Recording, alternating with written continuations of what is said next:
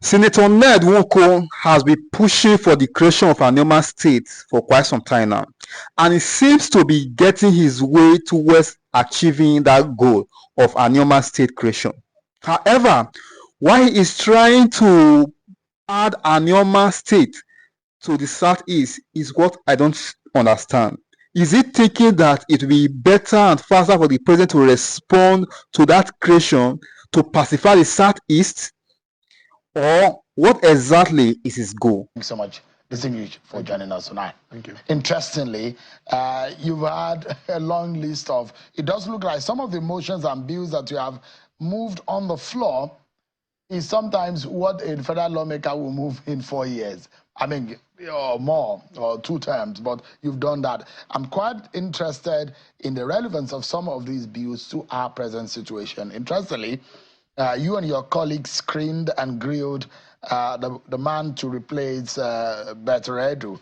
And you are one person who was saying that you moved a bill for the creation or the removal of the humanitarian affairs or this handout to be replaced by a particular agency. Mm-hmm. How do you think that can work? Are you saying the present structure is not working? Well, thank you very much for the opportunity. As a matter of fact, it's just a big coincidence that today we screened the minister who is coming to replace Beta Edu. And I listened attentively to the first question that was asked of him. I never met him before, but I was very impressed. Very impressed that he offered a solution going forward. He realizes that that ministry has been bedeviled with corruption and other practices, that so much so that they've never been able to reach the masses, the poor, the vulnerable, the disabled, all those people. And, you know, from his answers, I believe that we can work together, because what he has made clear to us today is that he wants to run a data-driven ministry. And he went on to explain how this will work, almost like what I have proposed in my bill, which is that we should have data of everybody, from the units, as he put it, which is the correct thing to do, to the wards, to the local governments, and to the states. What, in simple terms, what he said today is that there should be database for everybody. But what you are proposing is an agency called NSSA, the National Social Security Agency. This agency will, of course, work effectively. But as I was saying to you, the minister that he is now is been confirmed today, so he's a minister. What he did was to emphasize on those things that I've been advocating for, which is that which was never done before, which is to identify those who are in need from the various communities. And as against what is happening now, or what has been happening before. You know, we have budgeted so much money, in billions, hundreds of billions, to this agency, to this ministry in the past. And how does it work in the past? They simply get senators, House of Reps members, and others to nominate beneficiaries. And this doesn't go down to the real people who need it. But the corruption, Senator, are you aware of what is said about the history of humanitarian ministry? The kind of deep corruption that goes on, how it serves the interests of some political and traditional rulers' interests? That's why I've been up against it, against the ministry itself. But I'm just telling you now that with what the minister just told us that he is prepared to do, which is in tandem with what I am proposing. Look, what am I proposing? In putting single layman's term, first is that we must have a national database that captures everybody, whoever you are, from Mr. President to the bricklayer, from the ministers to the teachers, from the soldiers to the accountants. Everybody should be captured within that database so that we begin to know those who are in dire need of support. And these people should be able to receive some amount of money every month as of right, without them knowing anybody. What constitutional provision will back that if it's as of right? It's a bill. I've just told you, it's a bill. Good governance is about providing for the people, isn't it? But it will be the act of the National Assembly. That's what I'm telling you, that my bill seeks to do. My bill seeks to make it a law, an act, to have this data-driven agency. Automatically, when you fall within that bracket, money comes to you. Money comes to you without me knowing you or without you knowing anybody. It's just the fact that you are in a local village. Does this work in any part of the world that you know? Oh yeah, it works in England, it works in America, it works in France, it works in Japan, it works in every other. Do we have what it takes to be able to what does it take? To functionalize this? What does it take? It's just some level of technical database, isn't it? Which is what this guy talked about today, that you're going to use database. It's all about database. It's all about capturing every individual in Nigeria. Those who are working and those who are not working. Those who are sick from those who are not sick. And then being able to understand that for those who are not working, those who are vulnerable, those who are disabled, those who have suffered some other infirmity because of accident or whatever, who are not able to continue to work, that they receive money as of right from the government. So there should be money in that fund, not shared. You don't carry money because some governor likes you or some senator likes you. They will nominate you, and then you get some $100,000 in a month, a one-off payment.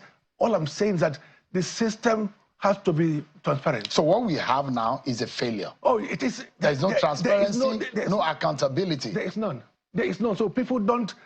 There's no governance in terms of, helping the poor. We've run a system that lack data, Senator. No, where do we start from? That's what I'm telling you. The minister said something today that I applauded. I never thought that we could have a minister who understands what has to be done. So, but hearing him today talk to us for about 30 minutes and then going through his resume, I think he has a PhD in engineering. So he understands the essence of data. And all we just need to do is to give him all the support that is needed so that the relevant agencies and ministries will begin to compile the list of Nigerians. Part of what you're suggesting also is that every Nigerian, through that bill, which you call the National Social Security Agency bill, and if passed into law, every Nigerian will have an identity, of course, captured, of course, known. Of course. And in that case, is it similar to the NIN? The NIN is just one of those numbers that could be used to establish this. There are other ways of doing it, but federal government has to set up a database agency, that will. We have to work with a verifiable information, with an acceptable and known information. So, if somebody, let me just go back to this again. If somebody is disabled, and they are not able to work, and they are in your village, how would they get to your senator or the House of Reps member to give them that allowance that they need to survive, to eat and pay some bills? They would never be supported by anybody. So those are the people that we should target in advancing this country. We must look at those who are really in need. And then there are many of them. But the fact is that this ministry has never addressed that. What the ministry has done before, let me tell you what they've done before. They simply just get some consultant here and there to help them to compile a list of names, and then 100 billion is made available to them, and they decide as to who they give this 100 billion to, mainly to their families or their friends or those who support them, but not to those who need it. So the point is that, and when that is done, those people who get those money, they are just beneficiaries of goodwill from those who put them there. But this agency that I'm proposing now, what it does is to identify those people who are statutorily entitled. Yeah. So it becomes of rights. Now, the question is, we have multiplication. duplication of identities. Yes. Your driver's license, and in other crimes, you only need one identity. But I think they can use NIN, the NIN, to unify them. To unify them. Yeah, because you have the BVN as an identity, yes. You have the NIN as an identity, you have your international passport. You cannot rely on the passport or the driver's license. If you are talking about the point I'm making is this. I'm looking at the solution and where we start from. We have multiplication of all of these identities. What you are proposing is one identity for a Nigerian, which will capture everybody, your social status in the country. So do we then collapse? INEC also has your data. Yes. What's it called? The traffic guys also have your data. That is because everybody has data. Nothing has worked. No unification. So we must start from the unification of identities. And it's looking like a security matter, isn't it? It is. It is. So whoever you are, even if you are wanted by the police, it will be there. If you're wanted by customs or you have been evading tax, it will be there. So when they put your name, Sheun, your details will come up. So everybody who is looking for you, who wants to know who you are, what you are, stand for, it will be there. And with that, they can plan Nigeria. We can begin to plan for the most vulnerable, for the most poor in our society. How urgent do you think this should be done? Like yesterday. Let me take you to one thing also. Let me tell you, I understand that some more money is being released to the ministry and all. No. Before they start releasing money, this can be done so quickly. Let's fix it first. Yes, we can get 36 experts or 37 experts. I say you go and handle Delta, you go and handle Lagos State, you go and handle, and then they bring them together. Because that looks like a more kind of sensors, quasi-sensors. It is. Yeah, and data capturing. It is, and it's going to be biometrics also. Biometrics, of course, and it will be reliably used for anything. Verification. For anything. Yeah. There is something because this has security implication, this also has economic implication. You have also moved a bill for the prohibition of foreign currency use in Nigeria. It's actually captured in the CBN Act. The usage of foreign currency for transaction in Nigeria is illegal. But yet, people still use it for school fees, for hospital bills, and all whatnot. That what you are proposing isn't going to be duplication for what is already obtained in the CBN Act. No. It's an amendment to the Act. The fact is that our economy, as it is in tatters. It is some kind of quagmire, if I may use that word. And it doesn't matter how you look at it. It doesn't matter what policies they try to introduce here and there. Nothing will work. Nothing will work as long as we keep tying the level of exchange rate to our consumptions. Nothing will work. Let me just try and break it down to you. When we became an independent nation, we had Naira. And our currency was quite strong. Then suddenly, we began to have other currencies, dollars particularly, and pounds, and now, of course, euro. There is no country that I know in the world that has the use of multiple currencies. Every country, Britain, they use pounds. America uses dollars. France uses euro. Now, if you go to any of those countries and you have, for example, you go to UK and you have dollar, you must change it at the BDC. You cannot pay for anything in dollars in UK. Everybody is paid their salaries in pounds in UK. The same thing, you go to America, everybody uses dollars.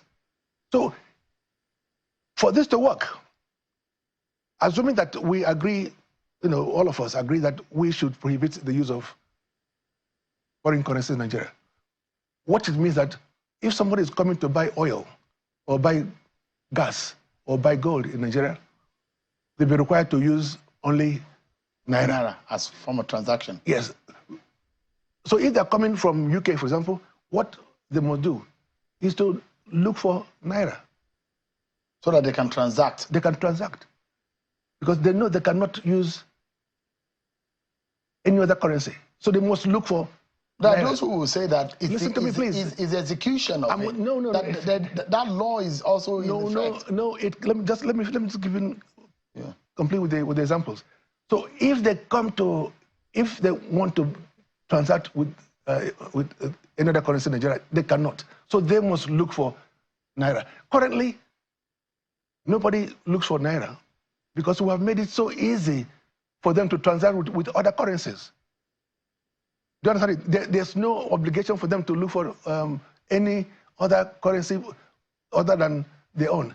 So they can come here with any currency, and that means effectively that there are no global demands for our naira.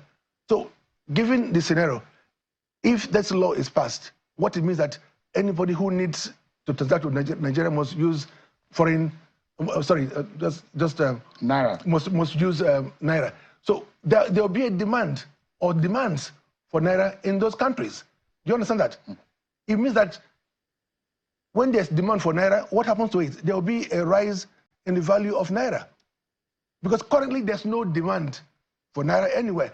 Even if you carry a truckload of naira to Heathrow Airport or anywhere in UK, what happens to that is that there is no need for it. People will tell you there is no value for it. So you have no value. Our money has no value beyond naira, beyond Nigeria. So for this to work, what we need to do is just to prohibit the use of foreign currencies. And when that happens, people will begin to look for naira. When they look for naira, you will see the currency appreciate. And when it's appreciate, you can take naira to UK and you change it at the airport. You know, because they need naira. They know that the businessmen who are coming to transact business in Nigeria need naira. So they'll be happy to take naira from you to keep for future transactions. But now they don't have any need for naira. Can that fix our economic problem? Oh yes, it can. This is the solution. This is the simple solution. You cannot go to Morocco, for example, and use any other currency other than dirham, the local currency. Is it difficult to understand that? Okay, take for instance how our economy has been bastardized. We sell our crude oil in dollars.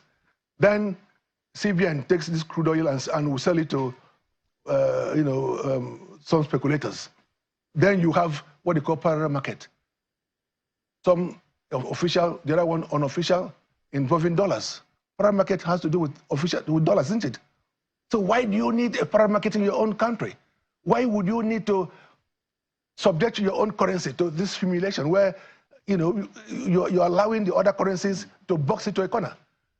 Nobody respects naira. Senator, isn't going to be an oversimplification of the economic problems of Nigeria, because there is a fiscal aspect of the economy, and the other aspect, there are those who believe that one singular action of the president, the removal of fuel subsidy, is a major effect, or that has major effect implication for the economy, the flotation of the naira, the unification of the currency windows, and a few other decisions. Mr. President has been trying to do that through some unification of the exchange rate. Yeah.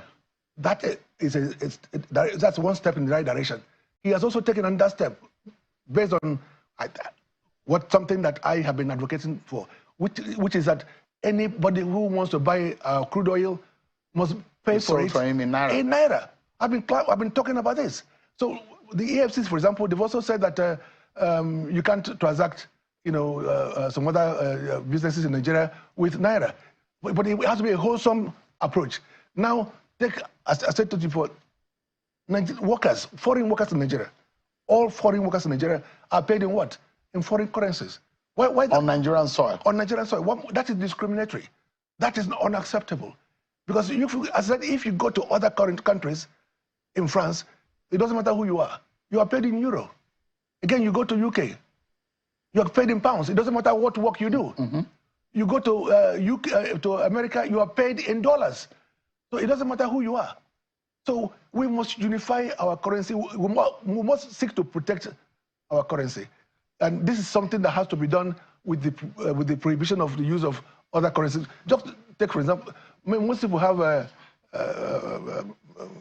foreign currencies in their local accounts here. We don't need to have that.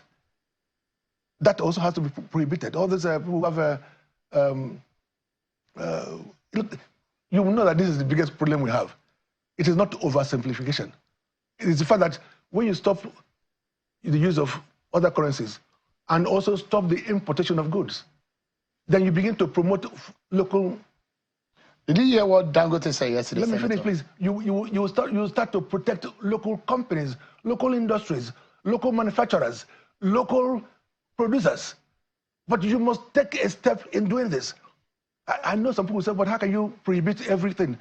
We can prohibit virtually everything except for those very limited essential things that are, you know. So as far as you're concerned, most of these luxury items should be banned. Should be banned. Anything that we cannot produce, we should forget it. We should forget it, yes. It will force us to look inwards. Look inwards and begin to manufacture, begin to produce. And these are all part of the bill that I put Are you worried about what Dangote said yesterday, for example? He said he has about $1 billion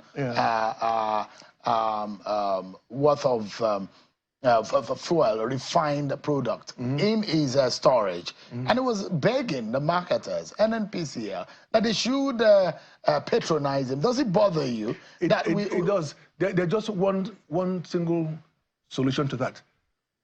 In line with what I've said before, what the government must do is to prohibit the importation of crude or refined products into Nigeria. We cannot continue to import anything and expect something different from to happen in the economy. So what has to be done is just to prohibit the use of the importation of refined products. People are still importing refined products. They're still competing with Dangote. So we must protect that industry, that refinery. And then we must also take steps to repair the other government-owned refineries across the country.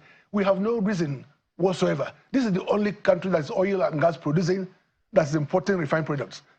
And your state, for example, is one major, and I've heard some of your comments that you've made about governance in your state, for example. Yeah. The Okpai power plant. Of course, yes. You've also talked about accountability. Of course, in yes. The kind of money. You said what your state, Delta, has received, put together, the allocation is more than this whole Southeast region. Of course, yes. And those who believe that maybe you have a personal grouse against the governor. I don't have any. I mean, I worked for his election. I worked for his nomination. I worked for his election. We've been friends. But beyond that, I have my obligation to my constituents, those that elected me. They're asking for power supply, and we have the source of power supply. It's just to step it down. So the state government cannot tell me, oh, it's a federal government's duty. It is not federal government's duty. It is your duty to step it down, because this is something that will affect the populace, our people. Is the governor listening to you? Look, whether he listens or not, the people will listen, and people will know what to do. You know, so we need to have power supply that is constant for our people, and the power plant is there. My power plant is there, supplying about 1,000 megawatts of light to the national grid. But yet the people are living under the plant in total darkness. Total darkness. So what the government needs to do is to pay the contractors who have been, the contract has been actually been awarded to some companies by federal government, pay them to complete the step down. With that, you have complete power supply in depth. The argument as to, oh, it's federal government's job to do, federal government will not do it. Because if they do, look, the agreement is that there should be 100 megawatts taken from that 1,000. So if they take 100 megawatts from that 1,000, it will mean less for Abuja. It will mean less for Anambra State. It will mean less for Kogi State. So federal government is not in a hurry to do the step down because they know that there will be some kind of deficit. So the state government might as well pay for it. But if they don't want to pay for it, I've told them, look, I have got 2 companies that are willing to fund it. All they just want is a guarantee from the state government that their investment will be safe, secured, so that they can pay for the step down and then get their money from billings over time. 20 years, 25 years. You have questioned and queried the performance of Governor Sheriff over. Hold on. The same thing with the water, the dam in Ogwashiku. This dam has been built, completely built by federal government. Now, federal government has said to us, it's now for your government to do the water reticulation, and it's not been done. For over 10 years that the dam has been built, this has not been done. I mean, I couldn't have spoken to any other governor before. But you're a senator. Aren't you able to do it as your own constituency project? No. Is it possible? What type of sometimes you would take about 25 billion, 30 billion. No constituency project, not even Senate president can afford to do that. So at the same time, what we need is either the state government to put in money to do it or allow some financiers to do it and collect money from the billings to the people. If you don't do this, I mean, so what are you doing? What is the essence of governance? Senator Nwoko, you have queried the performance of the Delta State governors, Governor Sheriff Ovorivori, and you've said that in the utilization of the funds and the allocation available to Delta State, you've really seen less of work being used. I mean, being done from the money accrued to the state. Yeah.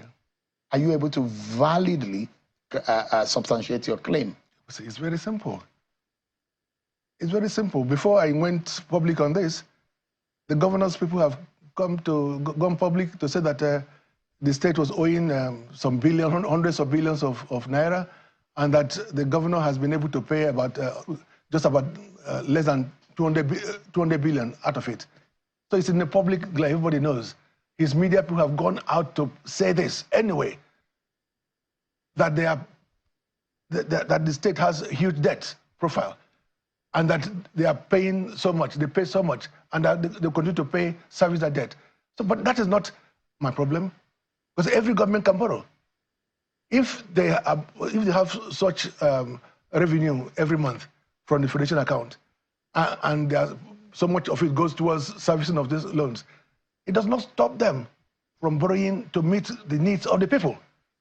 And how do I explain to my people that, sorry, we can't do the water for you, we can't do the light for you, we can't do the road for you because the government is paying debts incurred by previous governments? Is that an explanation? So there's a pressure from your people? Of course, yes.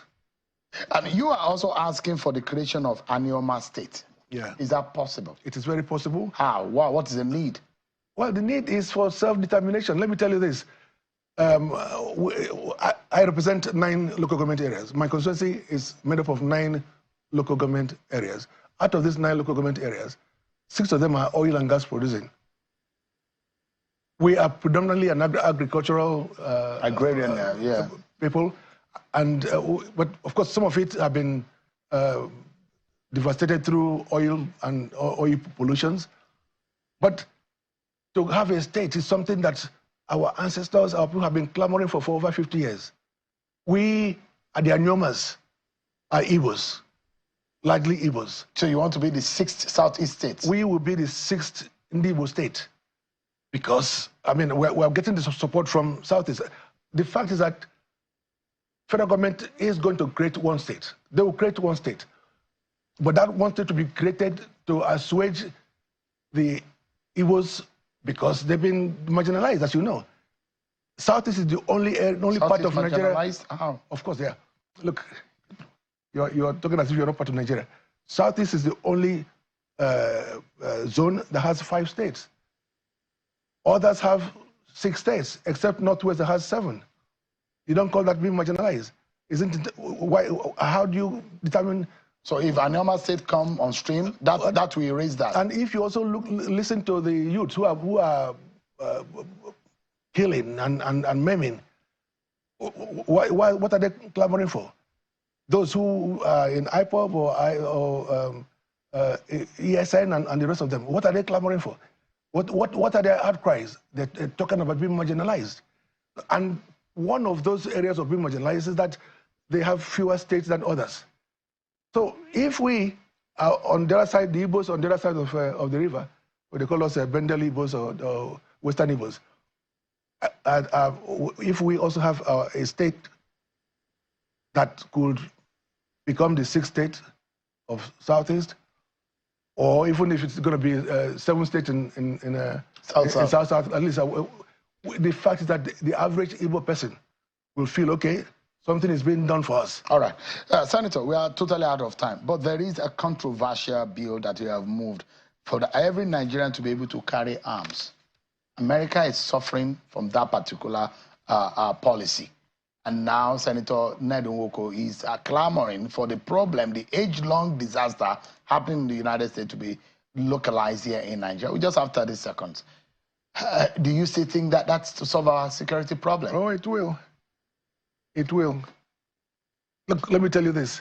My SLA was killed in November last year. And the wife told a story. The wife said that the estate was attacked by some kidnappers. They were going from house to house. And they knew they were coming to them, but they couldn't do anything. When they got to their door, they literally wanted to knock down the door, but my SLA, who is late now, said to the wife, look, you go and hide somewhere. Let me talk to them. Of course, the wife and the kids went to hide under the bed in one of the rooms. When he went to open the door, he was taken. And we never saw him alive. Nobody saw him again. As a matter of fact, those people who took him away have been arrested. And the body of my SLA was also recovered by the police. Now, if he had a gun, or if members of the community, or those people in that estate had guns, you think the kidnappers would have had the audacity to be knocking from door to door, knowing that people are armed? That wouldn't happen. But look, it's not as easy as that. For you to have the license to have a gun, one, you must go through a training school. Listen, you must go through a training school, a shooting school, which is a training school. You must get a confirmation from 2 doctors that you have sound mind. You must get reports from the DSS and from the police. You must also be confirmed by your local traditional ruler. Senator, we're totally out of time. That you are who you are. All right. So it's not just about yeah. Senator Nwoko is a senator representing the Delta State in the National Assembly. Thank you so much for all of these plenty views and motion that you have moved. Good work. Thank you so much indeed for your time. The senator has come under serious criticism over the agitation that the Anioma state should be attached to the Southeast. Of course, you know that the Anioma state is part of Delta State, which is south of Nigeria. But many are claiming the senator is pushing for the creation of Anioma state so that he will be the first governor of the state. Because former Governor Kowa will be running for Senate, the same senatorial district with Nwoko,